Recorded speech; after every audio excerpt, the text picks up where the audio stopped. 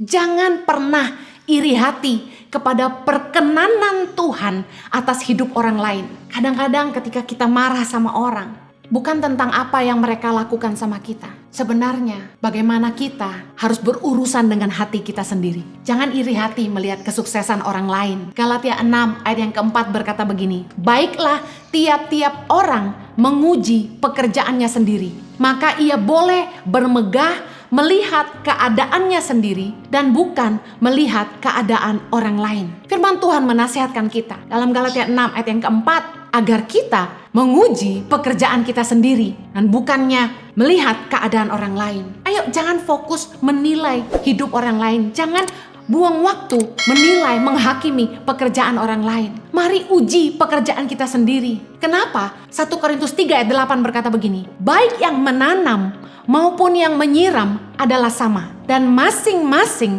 akan menerima upahnya sesuai dengan pekerjaannya sendiri. Kita masing-masing akan menerima upah dari pekerjaan kita sendiri dan bukan pekerjaan orang lain. Lebih baik kita fokus kepada apa yang kita bangun, apa yang kita kerjakan dengan tangan kita, daripada kita ngurusi hidup orang lain, menghakimi dan menilai kerjaan orang lain. Lebih baik kita fokus bangun pekerjaan kita.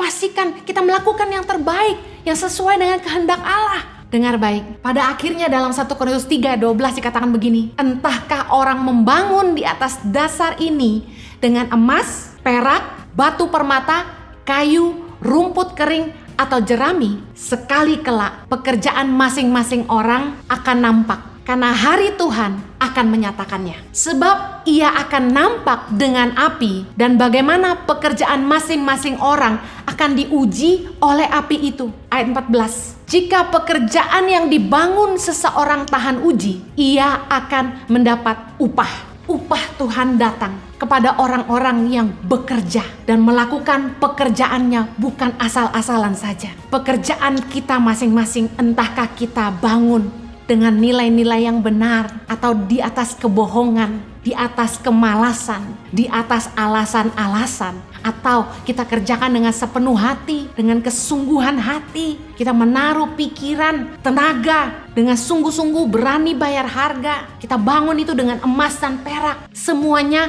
akan diuji oleh api, kata firman Tuhan. Semuanya akan terbukti di pada hari Tuhan. Dan kita semua masing-masing harus mempertanggungjawabkannya kepada Tuhan. Dan kita juga akan diuji. Kalau pekerjaan kita itu tahan uji, dikatakan firman Tuhan, kita akan mendapat upah. Saya mau tutup dengan kesaksian. Saya sangat senang dikirim Tuhan orang-orang yang excellent. Orang-orang yang bertanggung jawab. Ketika diberi kepercayaan apapun, dia setia dalam perkara sekecil apapun. Dia lakukan dengan penuh tanggung jawab. Saya menilai orang itu dari bagaimana dia menjalankan tanggung jawabnya yang kecil-kecil. Karena dia bisa dipercaya dalam hal kecil, kami berikan kepercayaan yang lebih besar. Dia menunjukkan kemampuannya mengerjakan jauh lebih banyak dari apa yang kami percayakan. Orang yang dipromosi, pastilah orang yang mampu mengerjakan lebih. Karena kami lihat dia mampu mengerjakan lebih banyak, kami angkat lagi dia dan berikan kepercayaan lagi yang lebih besar. Dan persis sama, dia kerjakan dengan yang terbaik dan dia mengerjakannya dengan jauh lebih baik.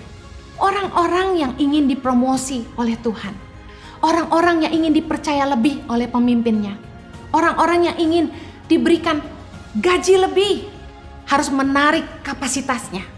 Tidak hanya sekedar melakukan kewajiban, tapi terus terpacu untuk berkembang dan menjadi excellent.